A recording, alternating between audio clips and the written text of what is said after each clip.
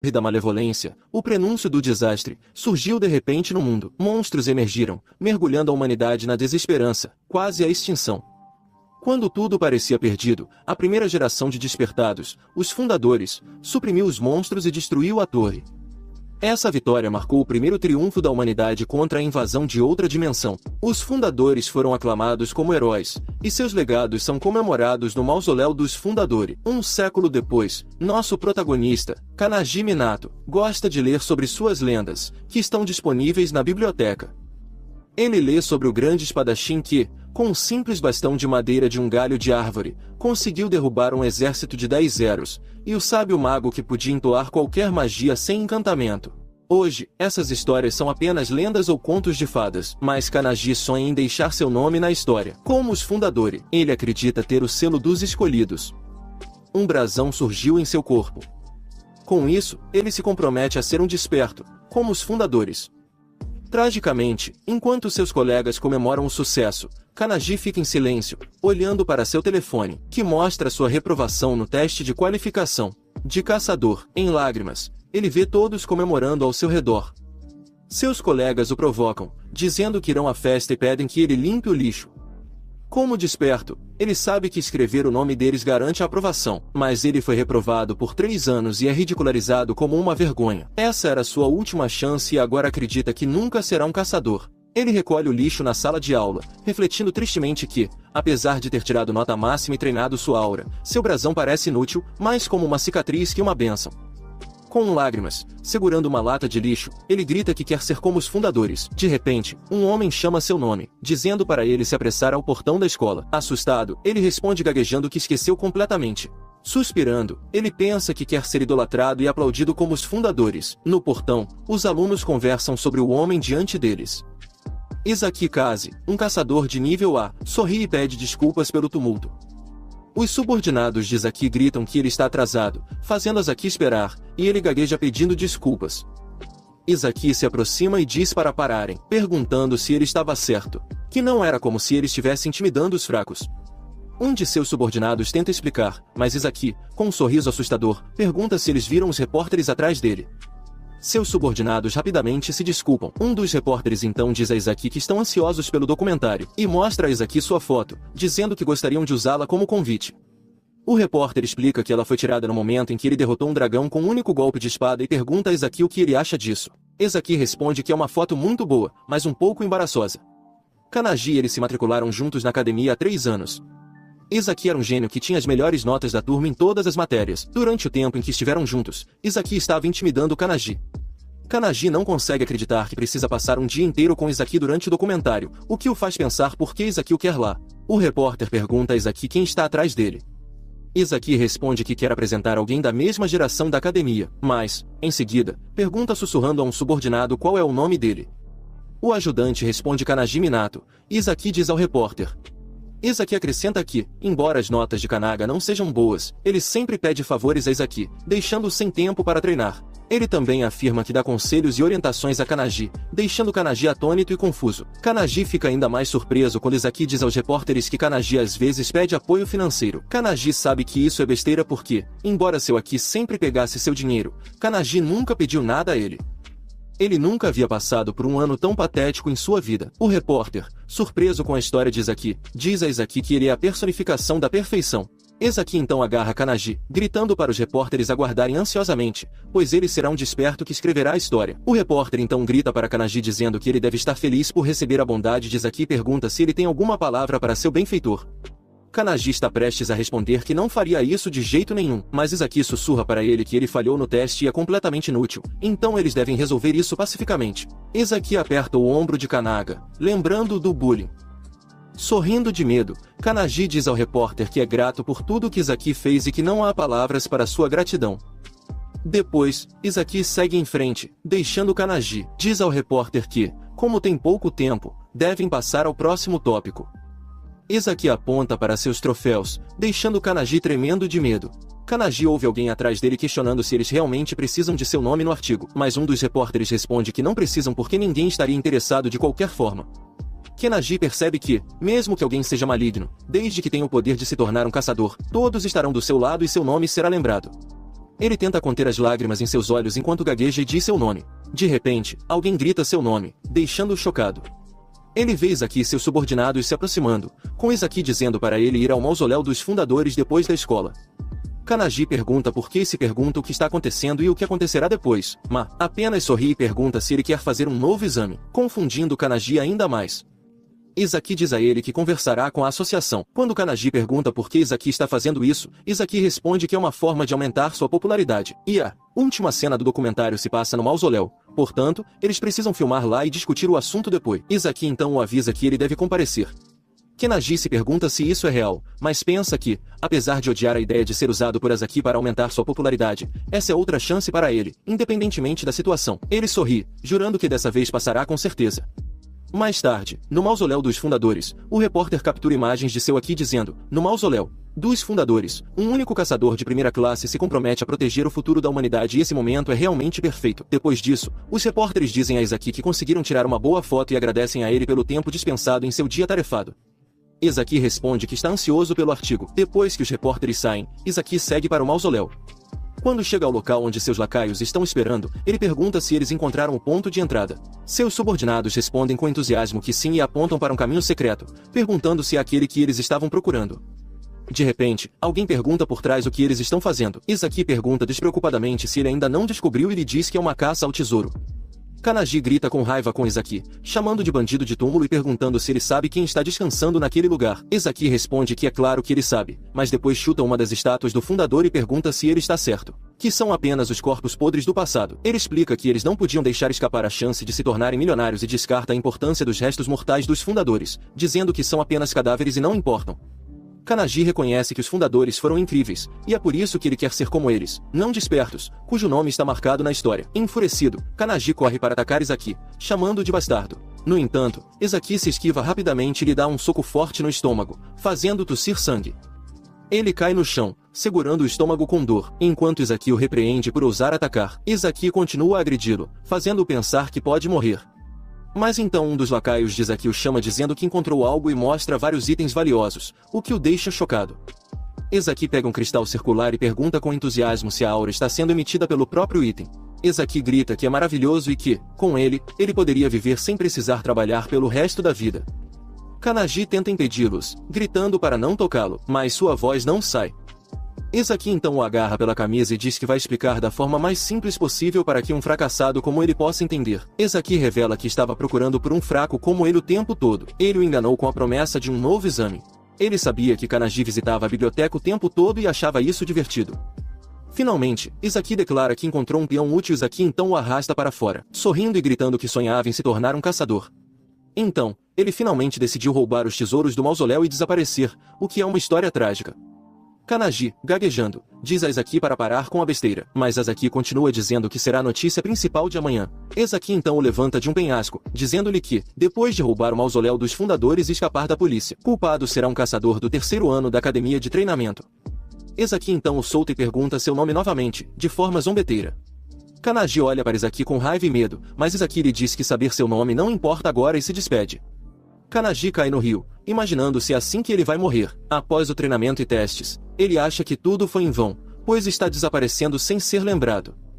De repente, luzes surgem e figuras o cercam. Ele ouve que será o receptáculo delas e realizará seus desejos. São espíritos heróicos selados ali, as almas dos fundadores. Chocado, ele se pergunta o que significa. Ouvindo vozes e vendo luzes dos fundadores, um dos fundadores lhe diz que o brasão em sua mão é o brasão do nada. Ele não possui nenhum poder por si só, mas pode manifestar qualquer poder que ele nunca imaginou. A voz lhe diz para escolher um deles e formar um contrato, porque eles são o auge de todo artista. Magia, resistência, esgrima, lança, magia de invocação, alquimia e muito mais. Seja quem for que ele escolher, ele ganhará poder desse benfeitor. A voz lhe pergunta qual poder ele procura. Inicialmente, ele pensa em querer um poder como o de Izaki, mas muda de ideia, e responde que quer um poder incomparável no mundo, um poder para dominar tudo e acabar com todas as humilhações que sofreu. Outra voz então lhe diz para decidir quem ele escolherá. Kanagi responde que quer tudo e todos os poderes que eles devem lhe dar. Os fundadores o acham ganancioso e impossível, pois tomar tudo seria uma bagunça. Mas Kanagi absorve todos eles. gritando para que se calem e se esforça para absorver todos os espíritos heróicos, causando reações mistas. Alguns entram em pânico, outros se espantam, outros não se importam e alguns se perguntam quem ele é. Por fim, ele absorve todos do alto da colina. Izaki vê uma luz emergindo do rio. De repente o rio sobe como se algo tivesse explodido embaixo, fazendo todos se virarem e se perguntarem o que está acontecendo. Kanagi então voa para fora do rio, aterrissando na colina em frente a Izaki e seus servos com cabelo e olhos de cores diferentes. Um dos lacaios de Izaki zomba, dizendo: Kanagi, rasteje de volta como uma barata. Kanagi quebra um galho e o arremessa contra os lacaios de Aki, que ficam chocados e perguntam o que ele está fazendo. Os lacaios de seu Aki riem dele, perguntando se ele realmente pretende lutar com uma vara. Kanagi continua a balançar para o bastão, o que faz com que Izaki suscite e diga a seus lacaios e acabem com isso. Garanto que Kanagi não pode rastejar. Izaki ordena que seus lacaios cortem a cabeça da Kanagi. Um dos lacaios pega sua espada e responde a Izaki que entende. Ele zomba de Kanagi, dizendo que, com base nas exame recente, sua aura de espada é uma classificação em que ele dominou o caminho do espadachim. Ele diz a Kanagi para ser grato por ser cortado. Kanagi responde, dominando o caminho do espadachim. O homem salta em direção a Kanagi, golpeando-o com a espada. Sorrindo, o homem para trás dele. Mas o sangue começa a jorrar de todo o corpo e da cabeça, como se tivesse sido cortado. O homem grita de dor, enquanto Izaki e o outro lacaio olham em choque, sem acreditar no que veem. Kanagi então diz ao homem que ele dominou o caminho do espadachim e pergunta que tipo de espadachim ele usa. O outro minion lança um feitiço, invocando o berço verde e o olhar da destruição. Kanagi aponta o dedo para o lacaio e diz que ele é lento. Ele então ataca o lacaio com o feitiço Thunderbolt Haddad sem nenhum encantamento. O lacaio não consegue acreditar e um poderoso raio o atinge, eletrocutando-o até a morte. Izaki não consegue acreditar que Kanagi cortou seu servo com nada além de um simples galho e lançou magia sem nenhum encantamento. Izaki se lembra da lenda de um grande espadachim que, há muito tempo, derrubou um exército de 10-0 com apenas uma vara de madeira e um mago que podia entoar qualquer magia sem encantamento. Na era atual, essas histórias são consideradas meras lendas ou contos de fada. Agora, as almas dos despertos que dormiam no mausoléu dos fundadores moram em Kenagi Minato. Há 106 almas em seu corpo. Kenagi se lembra de Izaki dizendo a todos que marcaria seu nome na história como um desperto. Ele se aproxima de Izaki, declarando que seu nome não será esquecido e que ele será lembrado eternamente, incluindo novo mito sobre ele. Kanagi para de se aproximar de Izaki, incapaz de acreditar que conseguiu absorver as almas dos fundadores com sua crista do nada. Ele ouve os fundadores dentro dele, contentes e animados, maravilhados com a amplitude de seu novo lar. Eles perguntam quantos séculos se passaram desde que foram libertados do tédio. Kanagi sorri, sentindo a felicidade dos fundadores. Ele memorizou suas lendas por um longo tempo e agora suas almas estão dentro dele. No entanto, os fundadores decidem que será uma corrida para ver quem controla o corpo dele. O grande espadachim Inoki Ryukairu chama Kanagi, surpreendendo. Inoki comenta que é de se esperar que ele seja lembrado depois de tanto tempo. Ele pergunta a Kanagi o que ele planeja fazer. Kanagi pergunta se ele está se referindo a lidar com Izaki, mas Inoki descarta Izaki como lixo e aponta para trás, perguntando o que Kanagi fará a respeito. Chocado, Kanagi se aproxima de Izaki, que gagueja e diz para ele ficar longe, e não desprezar um caçador de alto nível como ele. Kanagi dá um soco no rosto de Izaki, fazendo girar no ar com a força. Kanagi encara a bolsa que libera uma aura escura e diz a Izaki para sair do caminho. Ele se concentra na bolsa e, de repente, um forte poder emana dela, surpreendendo Inoki, no entanto, sorri calmamente. Enquanto isso, na cidade, um Cerberus ataca tudo em seu caminho. Um homem grita para Kisaragi lidar com ele. Kisaragi enfrenta a Ferra e, quando ela se lança contra ele, ele salta sobre ela e a ataca com um impacto de cachoeira de cima. As pessoas aplaudem e gritam que Kisaragi matou um monstro Ora instantaneamente. Kisaragi, o caçador de nível S, agradece e pergunta onde está seu Aki. O homem diz que, por causa de uma entrevista, é bom ser chamado de Jovem Esperança. Mas Kisaragi pede para não dizer isso. Se seu Aki ficar mais popular, a reputação da guilda aumentará. Eles decidem tomar um drink após registrar o relatório. Quando ouvem um rosnado forte e sentem uma pressão intensa, todos entram em pânico, perguntando-se se é um demônio. Kisaragi olhou para trás quando ouviu a dor de sua equipe e viu pessoas normais caindo e caçadores lutando por causa da pressão. Ele notou que os caçadores de classificação A e B não conseguiam resistir, indicando que era um monstro de classificação S. Então, Kisaragi imediatamente fez uma chamada. Enquanto isso, na rua, as pessoas desmaiavam devido à pressão que vinha do mausoléu dos fundadores. Izaki, sentado e trêmulo, ficou surpreso ao ver um monstro enorme emergindo da bolsa na frente deles.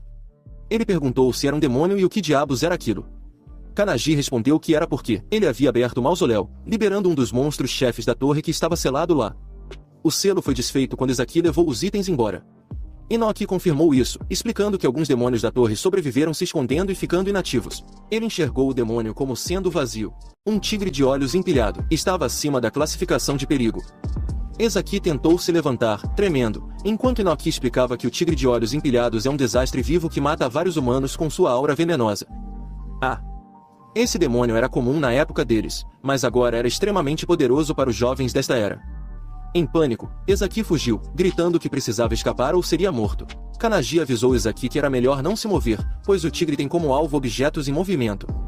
O tigre de olhos empilhados viu Ezaki correndo e imediatamente atacou com um de seus tentáculos. Ezaki, cobrindo-se com sua espada e gritando para o demônio se afastar, ficou indefeso quando o tentáculo perfurou seu peito. Apesar de ter matado um dragão com sua espada antes, Ezaki não conseguiu impedir que o demônio espalhasse seus tentáculos dentro de seu corpo. O tigre de olhos empilhados começou a absorver seu Aki, fazendo-o gritar de dor. Kanagi disse que o tinha avisado. Inoki envolveu Kanagi com sua mão e perguntou se ele entregaria seu corpo a ele. Inoki perguntou se Kanagi queria ver o fundador. Estilo de espada de uma mão de Inoki. Pensando que levaria o recipiente enquanto os outros estavam distraídos, Kanagi respondeu que não se importava em emprestar seu corpo, ao que Inoki concordou com entusiasmo. No entanto, outro fundador agarrou Inoki e o acusou de tentar fugir com um recipiente tão forte, reivindicando-o para si. Percebendo que havia sido notado, Inoki tentou acalmar a todos. Todos pararam quando Kanagi lhes disse que tinha uma condição: ele só emprestaria seu corpo a todo. Isso os confundiu. Kanagi diz aos fundadores que ele definitivamente superará todos eles e que, com o tempo, alcançará as mesmas alturas que eles. Ele quer ver o quão forte ficará. Ele os desafia a mostrar suas habilidades. Inoki se pergunta o plano de Kanaga, achando-o louco enquanto desembainha a espada. Inoki assume o corpo de Kanaga e grita aos fundadores para se juntarem a ele. Ele corta o demônio com o bastão.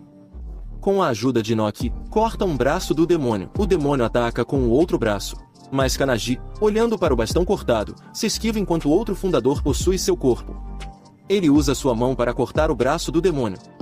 Surpreso, Kanagi pega um grande bastão do chão e o fundador do lanceiro possui seu corpo, usando o bastão como lança para atacar o demônio. Outro fundador o possui, permitindo que ele se esquive dos ataques do demônio. O fundador mais velho assume o controle, permitindo que Kanagi agarre o tentáculo do demônio e o bata no chão com uma força imensa. O demônio é lançado no ar e Kanagi agarra a bolsa. O fundador do arqueiro possui ele mira e acerta com sucesso o demônio na cabeça. Ele grita de dor enquanto seu sangue se espalha. Kanagi limpa o rosto e ataca continuamente o demônio de diferentes maneiras, enquanto os fundadores possuem seu corpo um a um. Inoki então assume o controle novamente e pega a espada quebrada de Ezaki do chão. O demônio tenta um ataque subterrâneo surpresa, mas os olhos de Kanaga ficam amarelos quando o grande mago possui e eletrocuta o demônio. Ele então salta e, quando está acima dele, Inoki usa sua espada de uma mão, estilo Jekurau Tashi, para cortar o demônio ao meio, matando. Kanagi sorri vitoriosamente. Enquanto isso, um corvo em uma árvore observa tudo o que aconteceu na cidade. Um homem, flutuando no ar, atende o telefone, incrédulo que o demônio já foi derrotado quando ele estava indo para lá. Ele pergunta se há algum caçador forte por perto. A pessoa do outro lado responde que, com base nas imagens do corvo, era um aluno da academia. O homem, surpreso, reconhece que é o Ikiara desperto mais forte do mundo. Midori diz à pessoa na linha que quer conhecer o aluno. Na manhã seguinte, Ikiara está em uma pilha de monstros mortos. Ligando para o diretor sobre o demônio de nível S, o diretor pergunta se Ikiara o derrotou. Ele responde que não foi ele. Pelas imagens de seu corvo, foi Kanagi Minato quem o derrotou. Ikiara menciona que Kanagi reprovou no exame de caçador por 3 anos. Difícil de acreditar. Ele pergunta ao diretor se poderia fazer um favor. Na academia, os alunos perguntam se estavam bem ontem porque a aura era tão terrível que não conseguiam se mover. Um aluno brinca, perguntando ao amigo o que faria se dissesse que matou o monstro. O amigo acha impossível, observando que já faz 10 anos desde o último caçador de nível S. No entanto, o amigo lembra de um boato de que aquele que derrotou o monstro era, na verdade, um aluno da academia. Kennedy, caminhando com uma bengala para se apoiar, enquanto o outro aluno descarta a ideia, achando que nenhum caçador poderia derrotar aquele demônio. E se houvesse tal pessoa, ela não estaria em sua academia. Kanagi está surpreso com o fato de o único tópico da conversa de hoje ser o incidente de ontem. De repente, um homem o empurra, dizendo que ele está atrapalhando. Kanagi cai e o homem pensa que um perdedor como ele não pode ser o matador de nível S. Kanagi sabe que derrotou o demônio ontem, mas emprestou seu corpo aos fundadores. Agora seu corpo está dolorosamente dilacerado. Alguém lhe pergunta, rindo, se ele está bem com isso. Quando olha para cima, vê que é Inoki. Inoki diz para ele se controlar e pergunta se queria superá-los. Kanagi lembra de ter dito isso ontem e responde com confiança que sim. Ele se esforça para levantar, enquanto Inoki ri e diz para mostrar coragem. Inoki olha os alunos e percebe que o nível dos avaquenas é baixo, como humanos normais, que ele considera lixo. Inoki também acha que, se a torre surgisse agora, o mundo acabaria. Mas então, Inoki se surpreende ao sentir uma aura forte. Kanagi pergunta o que há de errado, mas Inoki responde que nada. Ele achou que sentiu uma tremenda aura. De repente, um professor gritou para Kanagi vir rápido. Pedindo desculpas, Kanagi perguntou se era sua demissão, sabendo que tinha só 3 chances de fazer o teste e que o teste de qualificação de caçador só pode ser feito na academia, o que significa que ele precisaria começar. Ele precisaria recomeçar na vaga de admissão geral, mas o professor disse para ir ao campo imediatamente para o reexame, o que o surpreendeu. Os alunos observavam pela janela, perguntando-se se já houve um novo teste de caçador antes, mas ninguém sabia. No campo, a missão de Kanaga era uma corrida de 100 metros com tempo médio de 3 e 6 segundos e melhor registro de 2 e 7 segundos. Ele sabia que não estava bem, mas precisava se esforçar. O homem disse que Kanagi era conhecido por fracassar até na sala dos professores, e que dar a ele uma chance após 3 anos era só por simpatia. No entanto, quando Kanagi começou a correr, todos ficaram chocados ao ver que ele completou a corrida em 1,2 segundos. No teste seguinte, ele tinha que correr 3.000 metros com um tempo médio de 4 minutos e 20 segundos e um melhor de 3 minutos e 17 segundos. De 3 minutos e 17 segundos. Para a surpresa de todos, ele terminou em 1 minuto e 17 segundos. O teste seguinte foi de flexões em 2 minutos, com média de 215 e melhor registro de 418. Mas ele fez 840. O teste seguinte foi o supino com peso médio de 4.000 e melhor registro de 620 kg. No entanto, ele levantou 1.280. Os alunos ficaram chocados e perguntaram o que ele era, pois bateu todos os recordes e as moças o acharam legal. Kanagi se perguntou se os fundadores ainda lhe emprestavam seus poderes. Mas Inoki sabia que eles não ajudariam nisso e não tinham feito nada. Na sala do diretor, ele entregou a Ikiara todos os registros atuais de Kanagi. Minato Ikiara agradeceu e ficou impressionado com os registros de Kanagi. O diretor disse que, ao saber da solicitação de um novo exame, pensou que havia algo errado. Embora as habilidades físicas de Kanaga sejam incríveis, o problema é sua capacidade mágica. Em todos os testes dos últimos 3 anos, a capacidade de Kanaga era imensurável e ele não tinha mana. O diretor achou que seria um desperdício de atenção. A secretária de Ikiara comentou o que era esperado de Kanagi. Mas Ikiara riu e disse que viriam o que fazer. Enquanto isso, no campo, ele fazia os testes de medição de magia. O professor perguntou se ele entendia como funcionava e explicou que ele tinha de usar sua magia para girar os ventiladores gigantes. Em 30 segundos, as rotações determinariam sua pontuação. Ele respondeu que sim. A pontuação média foi de 1.513 giros e o recorde foi de 4.022 giros. Ele estendeu a mão, lembrando-se de que, nos últimos 3 anos, não conseguia nem mover os ventiladores. Não importava o quanto tentasse, ele não conseguia controlar a mana porque não a sentia. Mas agora podia senti-la circulando ao seu redor. Do pé direito, subia pelo corpo, circulava e voltava ao pé. Sabia que podia acelerar com a respiração e liberá-la pela mão. O professor gritou para que começasse. Ele liberou sua mana no ventilador e a máquina começou a registrar os giros. De repente, o ventilador acelerou, chocando os professores. Girou tão rápido que a máquina não conseguiu acompanhar e o ar dificultou a visualização da pontuação. Em seguida, a máquina explodiu e o ventilador voou. Ele foi em direção a um prédio, causando pânico nos alunos, e se chocou contra o escritório do diretor, causando uma explosão. Explosão. O diretor evitou por pouco ser atingido e desmaiou com um choque. O secretário de Ikiara ficou incrédulo, mas Ikiara riu, dizendo que parecia que Kanagi e ele eram parecidos.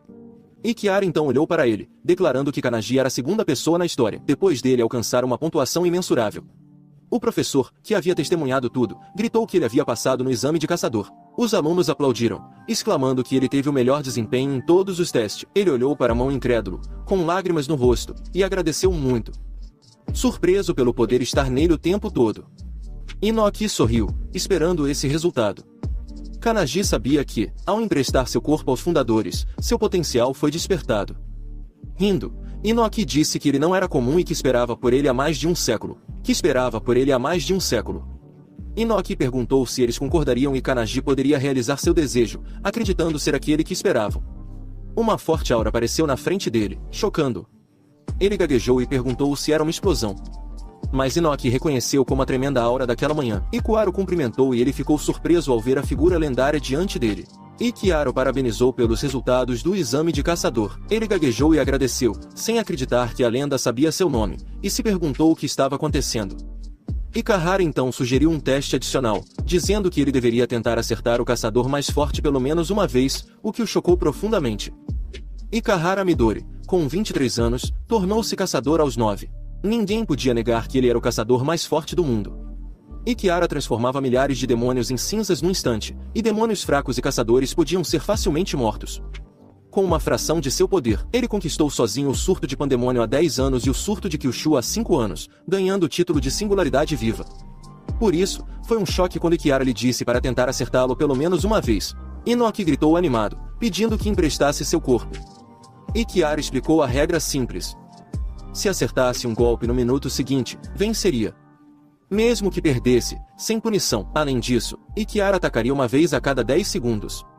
Ikiara assegurou que não precisava se preocupar, pois seria brando e poderia usar qualquer habilidade, enquanto Ikiara não usaria nenhuma. Ikiara convocou um enxame de armas, dizendo que ele poderia escolher qualquer uma. Isso surpreendeu e ele ficou confuso sobre o teste adicional e se poderia lutar com a famosa Ikiara Midori. Em 1 minuto, perguntou a Ikiara se realmente podia usar qualquer arma, e Ikiara pegou uma katana, dizendo que ele podia porque seu corpo era mais duro que uma katana. Ikiara cortou a katana ao meio, dizendo que seu corpo era mais afiado que qualquer espada. Ele saiu de seus pensamentos quando Inoki gritou para ele se apressar e trocar. Inoki perguntou com raiva como Ikahara ousava dizer isso, gritando que não podia perdoá-lo.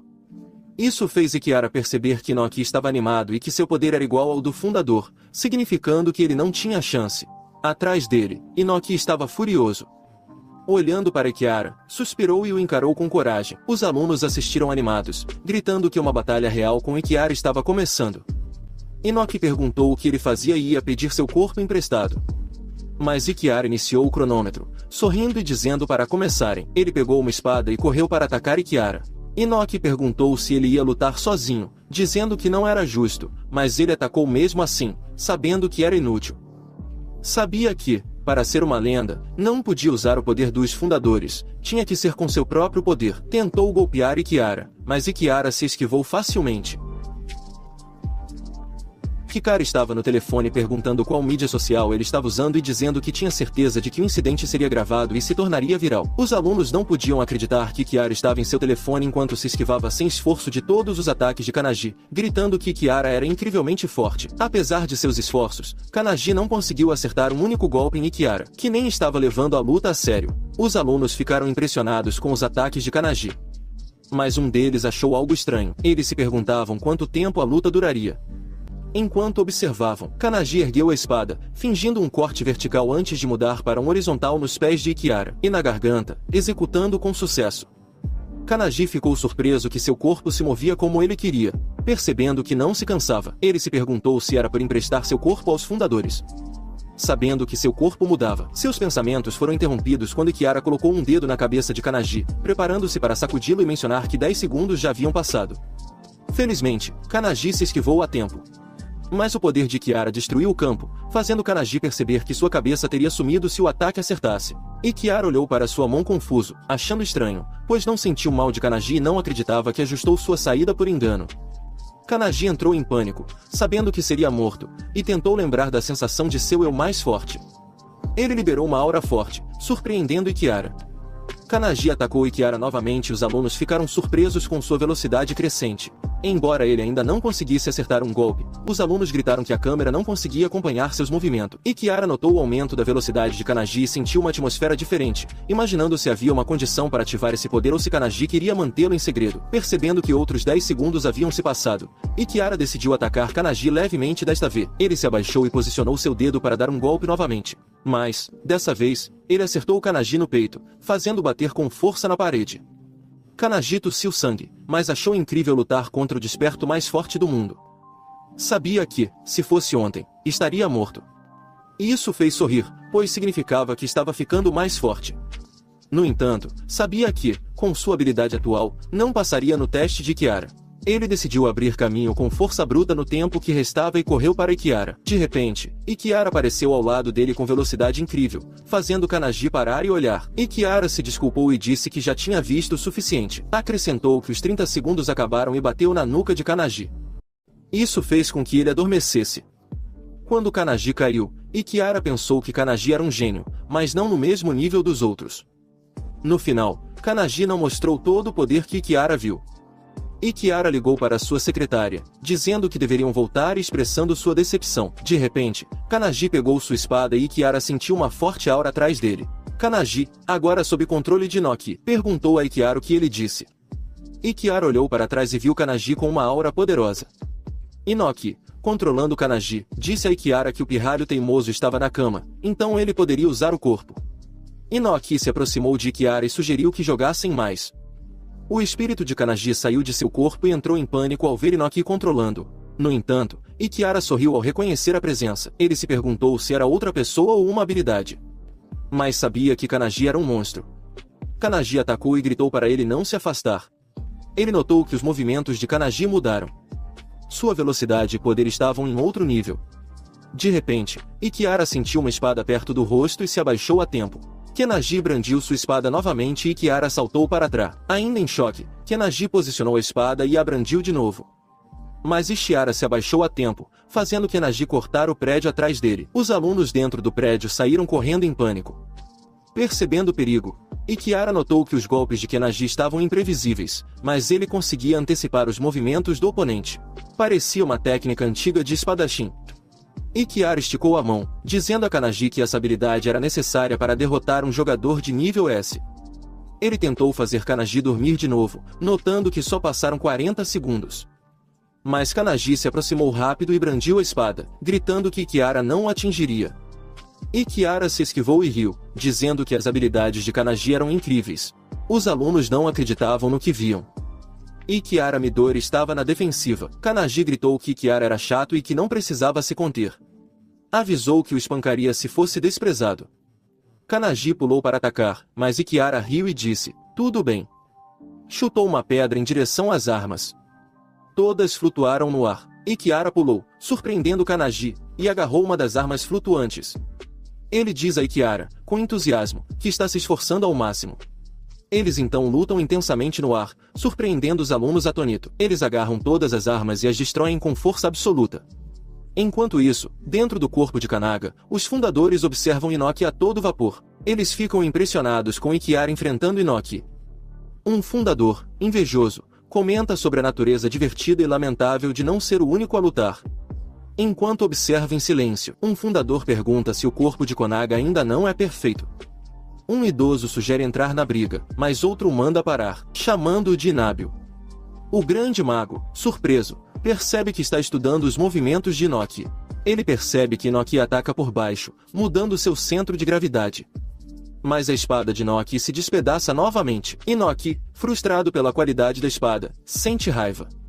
Ikiara, por outro lado, acha a batalha emocionante. Seu coração dispara. No entanto, Ikiara percebe que não há mais espadas e se pergunta se Kanagi usará armas de fogo. Ikiara provoca Inoki, gritando que faltam 10 segundos, e pergunta provocativamente o que ele fará agora. Fazer agora. Inoki olha para o prédio atrás dele e salta em direção a ele. Ele se dirige ao homem que havia empurrado Kanagi antes e pega a espada dele. Nesse momento, Ikiara se aproxima e lança seu punho contra Inoki, causando uma forte explosão com impacto no prédio. Felizmente, Inoki se esquiva do ataque e reaparece na frente de Ikiara. Eles retomam a batalha no ar, pé ante pé, aproveitando a luta como se fosse um jogo. Ikiara grita que está divertido e sugere continuar mais um pouco. Enquanto isso, os alunos percebem que o prédio vai desabar. Os combatentes chegam ao topo, onde o secretário de Ikiara os observa. Ikiara coloca a mão em um ventilador enorme e o agarra, fazendo-o rachar. Ele vê Ikiara tirar o leque da sala do diretor e apontá-lo. Ikiara então jogou o leque nele, mas ele ficou surpreso quando Inoki usou sua espada de uma mão para cortar o leque antes que o atingisse. O leque se despedaçou e Ikiara gritou animado, dizendo que ele era incrível. Inoki lançou sua espada, dizendo a Ikiara para comê-la.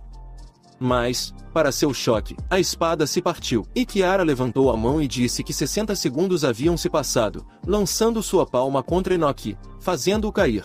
Inoki xingou, mas Kanagi pulou nas costas de Inoki, gritando ainda não, e empurrou Inoki de volta para os outros fundadores. Ele então bateu gentilmente na palma da mão de Kiara, esquivando-se do ataque de Kiara, o que chocou tanto Inoki quanto Kiara.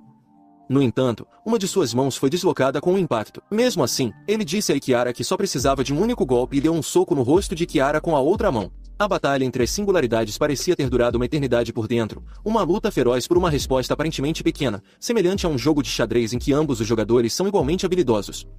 Inoki sabia que, apesar da intensidade, aquilo havia durado apenas um breve momento. Ele sorriu com orgulho, percebendo que Kanagi havia aberto um novo caminho para a vitória. No entanto, Kanagi ficou em choque quando viu que Kiara havia parado seu punho a tempo. Ele xingou, sabendo que não havia acertado. Mas então, Kiara sorriu e puxou o punho para o rosto, surpreendendo. Kiara disse alegremente que ele havia passado antes de ambos caírem no chão. Os alunos que assistiam ficaram confusos, perguntando o que aconteceu. Kiara, segurando Kanagi, desmaiou e chamou Rin, dizendo que deveriam voltar. Rin apareceu ao lado de Kiara, perguntando como foi. Kiara disse que Kanagi passou e que ele era interessante, mas como quebrou acidentalmente o braço de Kanaga, ela deveria ajudar a consertá-lo. Ela entendeu que os alunos ouvindo Kiara não acreditavam que Kanagi passou. De repente, torceram por ele, percebendo que a aprovação significava que ele acertou Kiara, o que acordou Kanagi.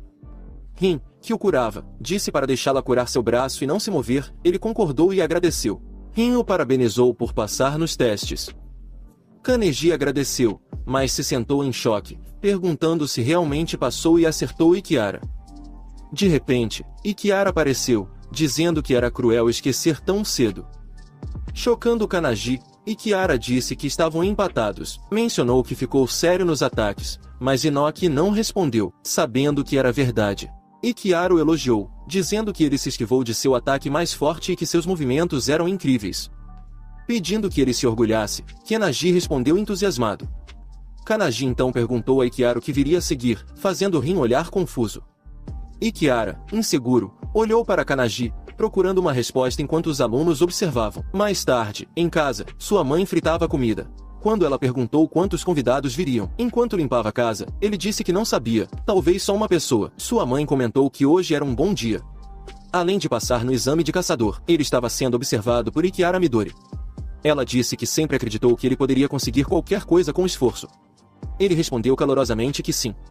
Sua mãe, preocupada, comentou que a visita de uma celebridade como ela poderia fazer a casa parecer uma casa de cachorro. Ele respondeu que Kiara não era assim. Depois de ajudar sua mãe, ele deitou para descansar e olhou para o cartão de Kiara, se perguntando por que Kiara não pensou nisso. Sua mente voltou ao campo, lembrando Rin derrubando Kiara e Kiara gritando de dor. Kiara perguntou se ele não disse que se tornaria um companheiro se vencesse. Ele respondeu que não ouviu isso, deixando Rin mais furiosa ao agarrar os pés de Kiara. Kiara, fazendo-o gritar de dor. Kiara disse que havia muitos olhos ao redor e perguntou se poderia visitar sua casa esta noite para discutir em detalhes. Prometeu explicar as opções e revelar seus verdadeiros inimigos. Refletiu sobre quem seriam. Sabendo que a torre já havia sido destruída pelos fundadores e que a tarefa do caçador atual era caçar os monstros que escaparam da fenda dimensional, ele se perguntou se havia outro motivo. De repente, ele dormiu. Inoki o acordou gritando. Assustando, viu que Inoki e os fundadores estavam lá. Perguntou por que estavam ali e o que havia de errado, mas Inoki disse que estavam discutindo algo e terminaram. Confuso, ele se cobriu e perguntou a Inoki se decidiram quem ficaria com seu corpo. Antes que Inoki respondesse, a campainha tocou. Pedindo desculpas a Inoki, ele disse que pensou que Kiara havia chegado e sugeriu falar depois. Foi até a cozinha perto da porta, viu que estava escuro e se perguntou o que ocorria. Para seu choque, viu sua mãe desmaiada no chão. Em pânico, chamou por ela. Correu até a mãe, mas parou ao ver alguém na cozinha.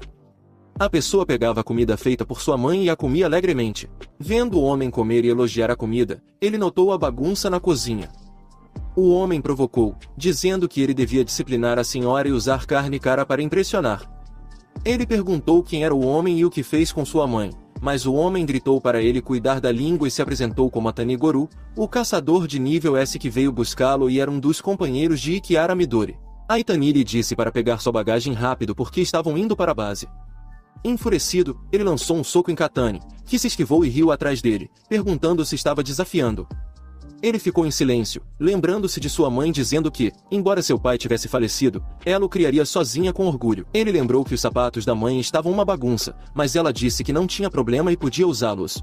Ela lembrou de comprar tênis novos e o parabenizou pelo ótimo trabalho, prometendo fazer seu tonkatsu favorito para o jantar.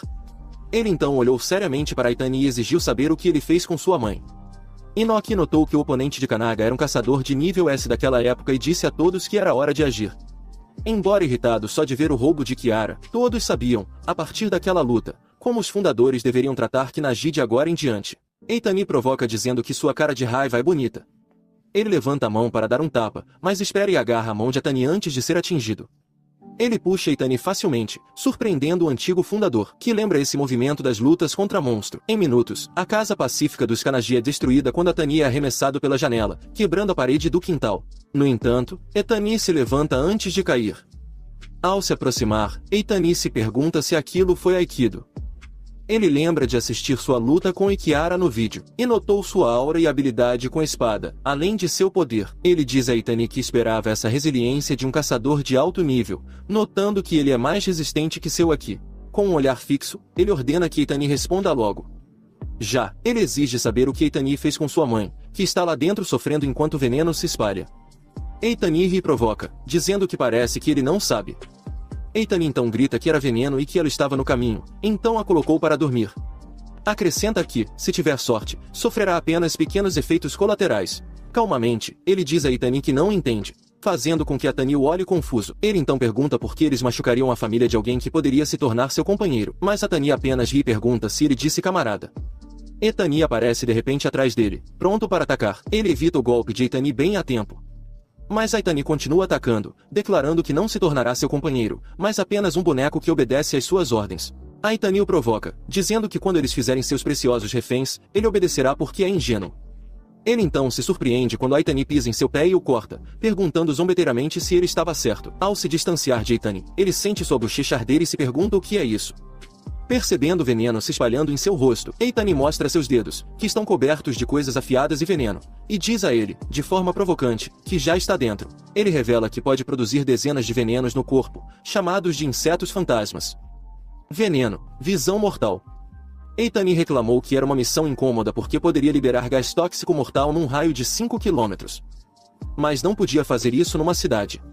Explicou que o veneno mataria em 1 minuto. Se ele concordasse em entrar para a organização, Aitani prepararia o antídoto.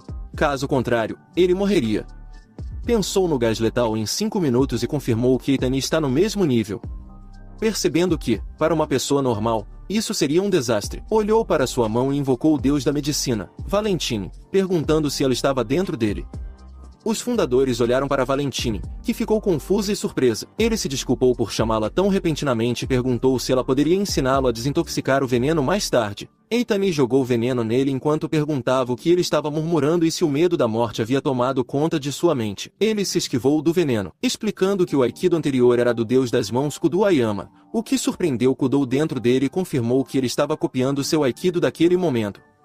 Em seguida, invocou o matador do exército Ten Zero, Inoki Hikairu, a lança azul da destruição, Shimerkauskis e o arco celestial Marjat. Ele disse a eles que estava estudando e que se lembrava de todos eles pelos registros. Ele então informou a Aitani que os fundadores que ele sempre adorou estavam agora residindo dentro dele, o que deixou Aitani confuso, mas ele simplesmente disse a Aitani que não tinha motivo para ter medo dele, o que deixou Aitani irritado e gritando: "Que tal ele lhe ensinar o mundo da dor?" Aitani correu em sua direção, rindo, dizendo que o próximo veneno faria implorar pelo fim de sua vida. Ele se esquivou do ataque de Aitani. Quando Aitani atingiu uma árvore, ela se dissolveu e morreu. Aitani lançou outro ataque gritando que, se ele implorasse e se ajoelhasse, aliviaria a dor com antídotos. Avisou que, corrompido pela dor, nunca voltaria ao normal. Ele esperou silenciosamente a mão de Aitani se aproximar e, quando viu que estava perto o suficiente, deslizou o corpo e colocou a mão no peito de Aitani. No peito de Aitani, ativando o ataque do punho do Santo Vontak. Aitani tossiu sangue quando ele o acertou, o que surpreendeu a tecnologia que não estava dentro dele. Aitani então bateu em um poste de luz com a força e chutou seu rosto com os pés do Ilurson da luz, jogando longe, o que surpreendeu o Ilurson dentro dele. Mesmo assim, Aitani conseguiu ficar de pé e apareceu rapidamente na frente dele, lançando um ataque contra Aitani. Aitani revidou com as duas mãos. No entanto, ele conseguiu escapar de seu ataque às mãos de Aitani, quebrando algumas de suas unhas e usou o ataque de Kariel afiado que atingiu o estômago de Aitani, fazendo Kariel olhar para ele com orgulho. Ele então cortou Aitani com a garra de dragão. A habilidade de Rovan atordoou Rovan com a surpresa dentro dele. Ele então agarrou Eitani, ativou o alerta de Lilac e jogou Atani no ar. Atani, flutuando, se perguntava o que estava acontecendo. Ele sabia que o veneno obscurecia o julgamento e afetava o sistema nervoso.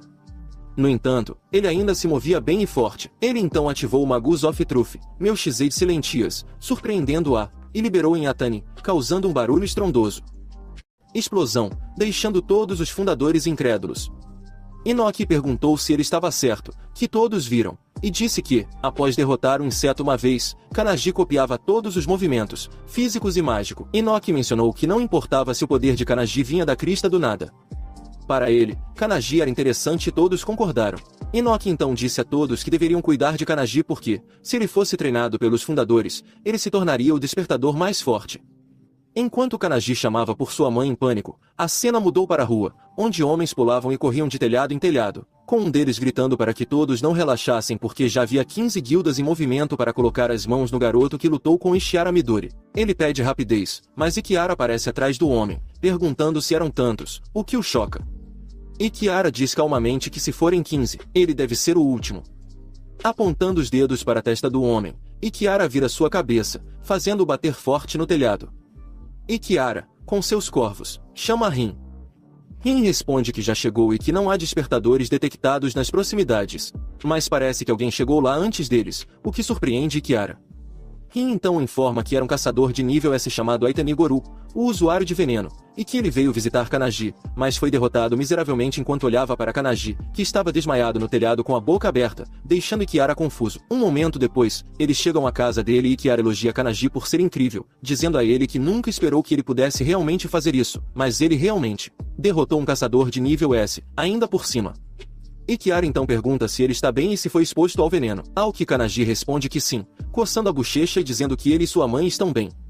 Enoch então pergunta o que ele quis dizer com bem, lembrando de que, sem Valentine ali, ele já teria encontrado Buda. Enquanto olhava para Valentine, que estava reclamando que estava cansada, Enoch diz a Valentine que ela é muito boa, terminando tudo em apenas 5 segundos, e ela responde que, como a pessoa que produziu o veneno estava lá, extrair algumas amostras de sangue foi bem simples. Lembrando como ela cutucou o corpo de Atani para encontrar o antídoto. Ikiara pede desculpas a Kanagi por ter se atrasado e explica que tomou medidas contra muitas organizações que o estão perseguindo por causa do vídeo de hoje. Isso faz com que Kanagi pergunte a Ikiara se isso significava que Aitani estava mentindo ao dizer que era seu companheiro, ao que Ikiara responde que sim, acrescentando que algumas pessoas usariam seu nome. Ikiara pergunta a Rin se ela terminou e ela aparece ao seu lado, respondendo que sim. Ela diz que todos os danos foram consertados, o que surpreende, ao ver que a janela de sua casa e o muro do quintal estão consertados. Ikiara diz que devem entrar e conversar sobre o futuro dele, deixando Kanagi nervoso. Na manhã seguinte, ele estava fora com sua mala quando sua mãe perguntou se ele estava bem, se havia esquecido algo, se tinha sua carteira e se havia trazido o carregador. Ele garantiu à mãe que estava bem e disse para ela não se preocupar muito, mas ela o olhou com preocupação, perguntando se ele estava mesmo indo para a casa de Ikiara. Ontem à noite, Ikiara havia dito à mãe que ele tinha talentos desconhecidos e implorou que ela o confiasse a ele, jurando que o tornaria um grande caçador. Ele gritou entusiasmado que era incrível e disse à mãe que havia sido escolhido por Ikiara, mas ficou confuso quando viu sua mãe silenciosa de volta ao presente. Sua mãe lhe deu o almoço, sabendo que ele não havia tomado café, e disse que ele poderia jogar fora se não gostasse. Ele garantiu à mãe que estava bem e lembrou-se dela perguntando a Ikiara se enfrentaria muitas situações perigosas, ao que Ikiara respondeu que sim. Sua mãe disse a Ikiara que ele sempre adorou os lendários fundadores e sempre lutou até agora, por isso era uma honra para ela se ele o levasse. Mas, como mãe, ela estava preocupada. Ikiara disse à mãe que sabia que o trabalho de um caçador era enfrentar monstros e que não havia certezas, mas jurou a ela que o treinaria para ser mais forte, pelo menos a ponto de não perder contra os fundadores, fazendo com que a mãe se sentisse segura e o confiasse a Ikiara. No carro, Rin perguntou a Ikiara se era certo fazer essa promessa e lembrou que nem sabiam o que aconteceria em breve. Ikiara olhou no espelho e viu sua mãe dizendo para não dormir nu, pois ele sempre pegava resfriado. Ele perguntou quando isso aconteceu, mas ela apenas disse para separar as roupas coloridas na lavagem, e ele concordou. Ikiara respondeu a Rin que cumpriria sua promessa da melhor forma. Após alguns lembretes, despediu-se da mãe, dizendo para desejar-lhe sorte. Aproximou-se do carro, disse à mãe para tomar cuidado e, ao entrar, sua mãe pediu que voltasse no ano novo, deixando-o com lágrimas. Entrou no carro e se desculpou pela espera. Eles foram embora, deixando sua mãe acenando. E Kiara perguntou se tinha terminado. Ele respondeu que sim e que, se olhasse para sua mãe de novo, sua determinação desmoronaria. E Kiara se deitou, disse que entendia e que a viagem seria longa, então ele poderia comer ou dormir. Ele viu a comida que sua mãe preparou e a abriu, lembrando-se das palavras dela. Ao abrir a lancheira, viu uma mensagem de boa sorte na costeleta de porco, lembrando-o dos sacrifícios de sua mãe. Agradeceu pela comida e a comeu com lágrimas, enquanto Rin e Kiara ouviam. Continuaram a jornada e logo chegaram ao destino, onde ele ficou surpreso. E Kiara recebeu e disse que poucos despertadores tinham permissão na unidade antipropaganda, também conhecida como unidade de profecia. Unidade antiprofecia, também conhecida como quartel-general dele. Ele ficou atônito. Dentro de uma sala, um homem observava da janela e disse a outro que eles haviam chegado. Os novos membros estavam lá. Uma senhora de cabelos pretos perguntou se estavam falando do novo membro. O homem de cabelos amarelos disse que era raro ter um novo companheiro, mas o homem de cabelos vermelhos perguntou se realmente disseram camarada e sugeriu verificar se ele era realmente qualificado para fazer parte da antipropaganda, ou não. Por outro lado, ele estava olhando para a sede e perguntou o que era a unidade antiprofecia e se talvez fosse a guilda de Kiara.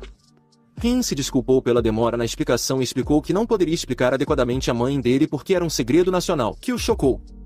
Ele perguntou se ela realmente havia dito segredo nacional e ela calmamente respondeu que sim. E Kiara mencionou que discutiriam o assunto em breve. Eles saíram do carro. E Kiara sugeriu levar a bagagem ao dormitório primeiro. Rin se prontificou a carregar, mas ele respondeu que podia fazer isso sozinho. De repente, alguém gritou para que esperassem, assustando-o. Ele viu um homem de cabelos amarelos gritando que ele deveria dar uma explicação. O homem deu um chute, ele bloqueou, e o chão foi destruído pela força. O homem ficou surpreso por ele ter enfrentado o ataque e o elogiou. Ele sentiu que o homem era forte e perguntou quem ele era. O homem o empurrou e aterrissou no chão, dizendo para deixá-lo se apresentar. O homem se apresentou orgulhosamente como Anata Kitaru, um membro da unidade antiprofecia e seu companheiro, o que o chocou, que deveria explicar. E Kiara perguntou a Rin se ele poderia tomar um chá e ela disse que sim. Enquanto servia, Kiara os observava lutando calmamente. Ele perguntou a Hinata por que faziam isso, sendo companheiros. Hinata respondeu que era para explicar a unidade antiprofecia e testar suas habilidades. Hinata então se virou rapidamente e lançou um chute, que ele bloqueou com os braços. Quando Hinata o acertou, ele disse que explicaria a origem da unidade antiprofecia. Ele conseguiu ficar de pé, se perguntando se Hinata explicaria tudo durante a luta. Hinata então se lançou sobre ele, perguntando seu nome. Antes de explicar, ele se lançou ao encontro, respondendo que era Kanajima Minato.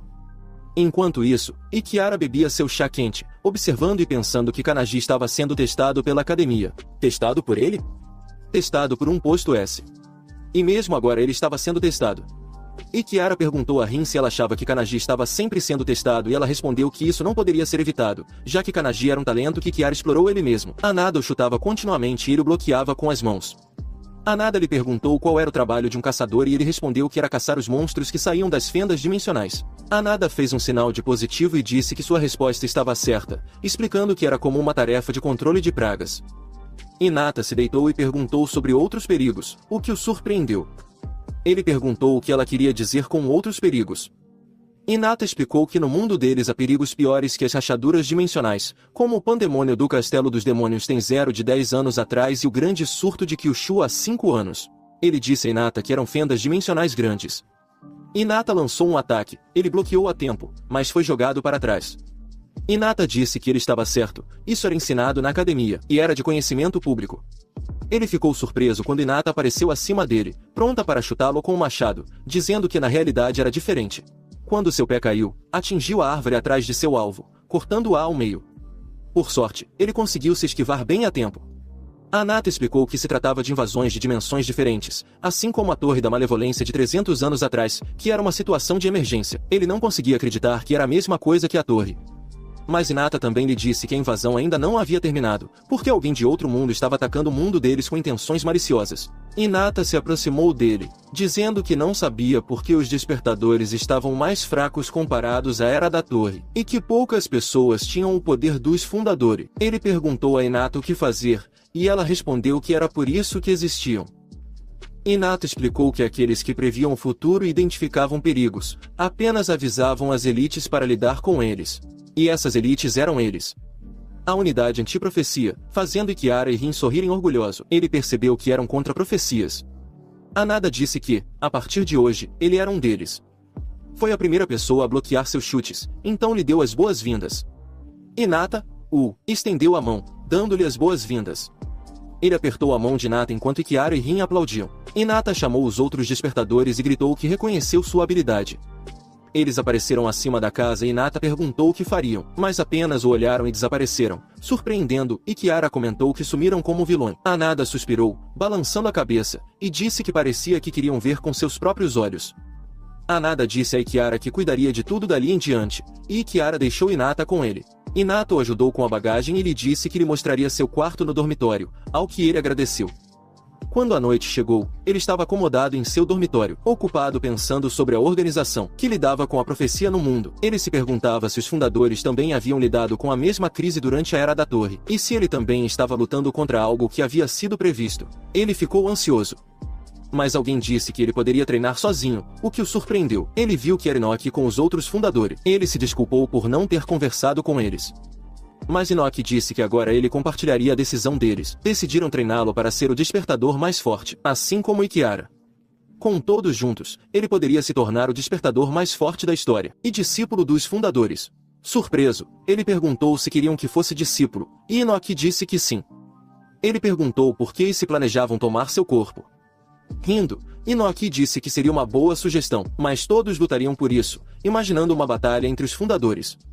Ele gritou para que não lutassem por ele. Enoch explicou que, no início, era assim, mas depois mudaram de ideia. Em vez de usar seu corpo para benefício deles, treiná-lo parecia mais interessante. Enoch disse que, ao derrotar o usuário de veneno, ele copiou todos os movimentos, mesmo usados uma vez. Embora não estivesse no mesmo nível e não fosse tão proficiente, ele já tinha aprendido o básico. Enoch perguntou se ele entendia a grandeza de sua conquista, acrescentando que não sabia se era efeito de sua crista do nada. Mas seu maior talento era a velocidade de aprendizado, mais forte que a dos outros fundadores. As lágrimas caíram ao ouvir as palavras de Enoch. Ele lembrou dos olhares decepcionados do treinador e dos comentários de que não tinha talento, até agora. Ninguém esperava nada dele e tudo parecia um sonho. Era tratado como lixo e sofria bullying por ter sido reprovado 3 vezes no teste de qualificação de caçador. Ele lembrava dos colegas gritando para que parasse e das pessoas esquecendo seu nome por não se importarem. Ninguém acreditava em seu futuro. E Kiara e Enoch, grandes figuras, o reconheceram, e ele se perguntava se era certo tanta felicidade em sua vida. Não podia acreditar que as pessoas que admirava esperavam por ele e tinham tantas esperanças. Enoch sorriu ao ver sua reação e o abraçou, dizendo para ele não chorar. Enoch então explicou que as almas deles recitavam dentro dele, especialmente durante o sono, para que ele pudesse usar o espaço interno livremente, sem estar preso ao espaço ou ao tempo. Ele lhe disse que eles lhe dariam 100 horas de treinamento todos os dias. Durante a tarde, ele treinaria com a unidade antiprofecia e, à noite, durante o sono, faria mais treinamento. Isso significava que ele não teria mais um sono tranquilo. Ele sabia que já havia resolvido, com confiança. Respondeu que sim e disse que contava com eles. A noite passou e, horas depois, o sol nasceu. Hinata estava lavando o rosto no banheiro. Quando ele entrou, Hinata o notou e cumprimentou. Ele cumprimentou Hinata de volta, mas ainda parecia sonolento. Ele concordou, explicando que ainda não estava acostumado. Anada disse que entendia, pois sentiu o mesmo no primeiro dia no dormitório. Hinata notou algo e viu uma forte aura saindo de seu corpo, o que o surpreendeu. Hinata tentou chutá-lo, mas ele abaixou a cabeça e cuspiu a água da boca. Ele se afastou, dizendo a Hinata para parar de brincar de manhã porque ainda estava com sono e iria ao refeitório primeiro. Que iria ao refeitório. Hinata se perguntou o que estava acontecendo, sabendo que ele o chutou mais rápido que ontem, mas ele se esquivou. No refeitório da unidade antiprofecia, Hinata viu um lugar e perguntou a alguém comendo frutas se ela se importava que se juntassem a ela, e a senhora disse que sim. Hinata se sentou em frente a ela e disse para ele sentar ao lado. Ele lembrou que a senhora era uma das companheiras que Hinata apresentou ontem. A senhora o chamou de novato e disse que ele finalmente estava ali, mostrando que não parecia lhe dar as boas-vindas. Mesmo assim, ele a cumprimentou e se apresentou. Ela disse que não se importava e não queria lembrar seu nome. Apontou o garfo e disse que o chamaria pelo nome quando o aceitasse. Até lá, era hora do treinamento, então ela o levaria para esmagar uma profecia. Em 1945, o primeiro livro de profecia foi encontrado na Antártica, a 3.000 metros de profundidade no gelo. Chamava-se Livro da Perdição. Suas palavras são tão ásperas que parecem escritas por uma criança. O livro previa que, em 80 anos, o mundo seria atacado e vários desastres futuros estavam nele. O mundo decidiu acreditar. No carro, a senhora perguntou por que ele achava que acreditavam no livro. Ele olhou para a senhora e disse que não sabia seu nome, mas ela só perguntou se precisava dizer e disse para ele responder logo. Ele disse que era porque a profecia aconteceu, mas ela perguntou se ele era burro e explicou que, se um evento do livro da perdição acontecesse, o mundo acabaria. Ele ficou chocado. Perguntou a Inata quantas profecias havia. Ela disse cerca de 200, e ele, chocado, perguntou se o mundo já não estava condenado, que o mundo deles já estava condenado. E Kiara disse que evitaram cerca de 180 profecias, o que o espantou. Ele perguntou por que o mundo acreditava no livro. A senhora explicou que o explorador que encontrou o livro da perdição era Bernard Russell. Quando Bernard abriu o livro, leu na primeira página, "Olá, Bernard", seguidas pela data de 17 de março de 1940. 511:35, 0 hora da manhã em um dia ensolarado, quando Bernard Russell descobriu o livro da perdição. Horas depois, chegaram à ala Sumita de Tóquio, onde havia uma fenda dimensional. Os guardas explicaram que era proibido passar por ali e deveriam sair. No entanto, passaram em alta velocidade, surpreendendo os guardas. Ele perguntou se estava tudo bem, e Inata respondeu que sim. A senhora então explicou que o terceiro mundo era o lado escuro da lua, a pandemia invasiva e as árvores flutuantes. Cada um deles era uma emergência e uma crise séria. Além disso, o surto de pandemônio que Kiara encerrou. Mesmo que haja algumas exceções no livro da perdição, já sabíamos que existem muitos outros grimórios de profecias em todo o mundo. Portanto, para coletar e analisar as informações e agir de acordo, foi criada a unidade antiprofecia. Ela lida com classificação 3, destruição de regiões. Emergências nacionais nível 2. Nível 1, que afeta todo o planeta, e o nível especial de destruição do mundo, mencionado no livro da perdição. Ele perguntou, em pânico, se esses trabalhos eram só para eles agora. Ela respondeu calmamente que sim, era permitido. Depois de entrar na unidade antiprofecia, o homem disse a Kizaragi que alguém estava chegando e os viu passando pela cautelosa linha amarela, perguntando se eram civis. Kizaragi gritou para eles que o lugar era perigoso, então eles deveriam ir para casa. No entanto, ela disse a Kanagi que a profecia de hoje era de nível 3 e que a rachadura dimensional na frente deles parecia um nível intermediário B à primeira vista, mas na verdade era um desastre de nível 3 mais rápido. Diário amarelo. Ela sabia que a fenda logo se abriria mais. Assim que ela disse isso, a fenda se abriu mais, fazendo Kizaragi olhar para trás em choque e perguntar o que estava acontecendo. Ela disse que monstros de nível superior sairiam, e foi o que aconteceu. Kizaragi gritou para seus homens se prepararem para a batalha e atacou os monstros. Mas seus homens foram mortos, fazendo-o gritar em pânico. Ele percebeu que os caçadores de classificação B e C estavam lutando e sentiu a pressão emitida por um monstro de nível de chefe. Kizaragi os viu caminhando e os chamou de civis, dizendo-lhes para recuarem. Lançou um feitiço Trismegistus e colocou a mão no chão. Ela então ergueu um enxame de lanças do subsolo e as atirou nos monstros, matando-os instantaneamente ao esfaqueá-los até a morte. Inata também atacou o monstro e usou sua habilidade de deslizamento para chutar todos os monstros em seu caminho. Kizaragi ficou chocado. Perguntou-se quem eram, pois suas habilidades superavam as dele. Mesmo sendo nível S, a senhora disse a Kizaragi para sair agora porque, para ele era um civil. Kizaragi notou o emblema em sua mão e reconheceu que eram do governo. De repente, uma mão enorme saiu da fenda dimensional, alargando-a, e souberam que o Homem-Fera de Liu-Unir à frente deles estava acima de sua patente. Inata e a senhora correram para atacar o Homem-Fera, fazendo Kizaragi gritar em pânico para não atacarem descuidadamente, mas eles não ouviram e atacaram junto. Inata ficou surpresa quando seus chutes foram desviados. Percebendo a armadura antifísica, Inata pulou para longe enquanto ele avançava na moça, que reuniu um ataque para contra-atacar. Mas então ele apareceu na frente dela, surpreendendo-a. Ele parou o monstro com a mão e usou sua habilidade Vontak, quebrando a armadura do monstro e o chão ao redor. O monstro explodiu, deixando todos em choque. Inata sabia que era um choque de penetração. Ele não acreditava que derrotou um monstro de nível S com um golpe, confirmando sua intuição daquela manhã. Ele estava ficando mais forte em uma noite. A senhora gritou que isso era desnecessário, mas ele sabia que, contra um inimigo resistente, usar Kai para destruí-lo por dentro era o melhor. Ele aprendeu isso com Vontak, o santo do punho, na noite anterior. Os princípios do ataque de penetração. Ele olhou para a senhora e disse que a salvou, então ela deveria dizer seu nome. Ela respondeu que seu nome era Shinimi Akane. Hinata usou sua habilidade para atacar os monstros que saíram da fenda. Shinomiya encharcou os monstros com mercúrio e o transformou em uma explosão com sua habilidade. Ambos gritaram que, como Kanagi disse, seria mais fácil quebrá-los por dentro. Shinomiya então o chamou e disse que estavam entrando. Kisaragi chocantemente afirmou que naquela fenda existia um mundo completamente diferente, e que era absolutamente insano. Porém, ele correu em direção à fenda, gritando que estava chegando. Eles pularam na fenda, deixando Kisaragi atordoado e cercado por monstros mortos. Ele pensou que eram realmente incríveis e que pertenciam à organização secreta. Lá dentro, eles foram recebidos por monstros. Senimir disse que eram os mesmos de fora, nada novo. Ela lançou lanças que esfaquearam os monstros. Ele disse a Hinata que Shinomiya era forte.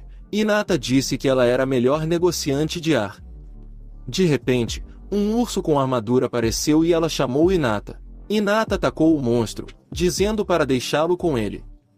O monstro tentou agarrá-lo, mas ele se esquivou e grudou no teto, provocando. Hinata lançou poderosos chutes com sua habilidade. Ele elogiou Hinata, que sorriu orgulhoso. Em seguida, pulou no teto e atacou o monstro com os pés. Imitando Hinata, ele perguntou se era algo assim, fazendo Hinata sorrir incrédula. Depois de matar o monstro enorme, eles correram mais fundo e Shinomiya percebeu que o número de inimigos estava diminuindo, fazendo com que ela perguntasse se eles finalmente estavam lá. Ele ficou chocado quando viu um lugar enorme e diferente dentro da dimensão e, de repente, ouviram um rosnado alto vindo de cima deles.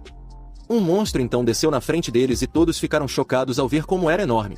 Um minotauro gritou furioso, revelando-se como o chefe. O minotauro cego tinha 3 graus. Shinomiya disse que finalmente estava ali e perguntou se ele era o chefe. Ela então ativou seu poder Trismegistus e uma luz forte apareceu sob o minotauro. Lanças douradas surgiram do chão, e ela usou sua habilidade Eldorado para atacá-lo. Ela gritou que a regra número 1 contra um inimigo forte era usar seu ataque mais forte primeiro, e não dar chance de contra-ataque. Não dar chance de contra-atacar. Ela gritou que estava se esforçando ao máximo até perder a consciência e deixaria o golpe final para eles. Anopter liberou seu poder rindo, dizendo que deve ser bom ter uma habilidade chamativa como Shinomiya. Ele ficou na retaguarda, surpreso com os ataques, mas disse que não era suficiente, deixando-os confusos. Shinomiya gritou se ele tinha reclamação sobre seu ataque mais forte. Antes de responder, o Minotauro ergueu o machado, chocando a todos. Ele bateu no chão, quebrando o chão e o teto. Ela perguntou se estavam brincando, mas Shinomiya e Hinata ficaram surpresos ao vê-la ilesa. De repente, ele ouviu um dos fundadores dizer que eram talentosos. Ele olhou para trás e viu Kilik, o alquimista. Kilik disse que a alquimia, velocidade, precisão e pureza de Shinomiya eram excelentes. Era uma pena que um talento assim morresse jovem. Kilik explicou que deu a Shinomiya nota máxima por seu método contra um inimigo desconhecido. Se fosse um chefe do seu nível, deveria derrotá-lo facilmente, mas não foi o caso. Ela subestimou a resistência física de seu inimigo, que era total. Ele perguntou a Kilik o que fazer, mas Kilik riu. Enquanto Hinata e Shinomiya atacavam o Minotauro, Hinata disse que ele parecia muito resistente, e ela respondeu que deveria ter trazido alguém com magia. Ela se surpreendeu quando Kanagi apareceu ao seu lado. Sem saber que ele estava possuído pelo deus alquimista, Kilik começa a lançar um enorme Trismegisto enquanto Kilik pediu para emprestar seu corpo e mostrar um exemplo para Shinomiya. Ele usou a habilidade Mercurius no Minotauro com sucesso. Shinomiya, surpresa, gritou, perguntando como ele usava a mesma habilidade que ela. Ele a chamou de tola por não ser flexível e explicou que, para ser alquimista, é preciso usar substâncias em 3 formas diferentes. Então, ele ordenou que o mercúrio no Minotauro fervesse, queimando-o por dentro, e fazendo o mercúrio sair quente, cozinhando seus órgãos lentamente. Hinata cobriu a boca, gritando que estava fervendo. Shinomiya não acreditava no que via, mas viu que Kanagi usava o mercúrio em alta temperatura, um processo realmente meticuloso. Enquanto observavam o Minotauro gritar e chorar de dor, Kilik saiu de seu corpo e lhe disse que estava bem com ele, mas que queria que Shinomiya se tornasse seu discípulo também, fazendo Kanagi dizer a Kilik, preocupado, para parar de brincar. Minutos depois, o Minotauro cego do terceiro chefe foi completamente dissolvido. E com a derrota do chefe Minotauro cego, interrompendo a profecia de nível 3, o Diário Amarelo foi bem sucedido. Bem, pessoal, esse é o fim do vídeo. Se gostou, comente para a parte 3. Inscreva-se no canal, aperte o sino e curta. Obrigado por assistir e até a próxima.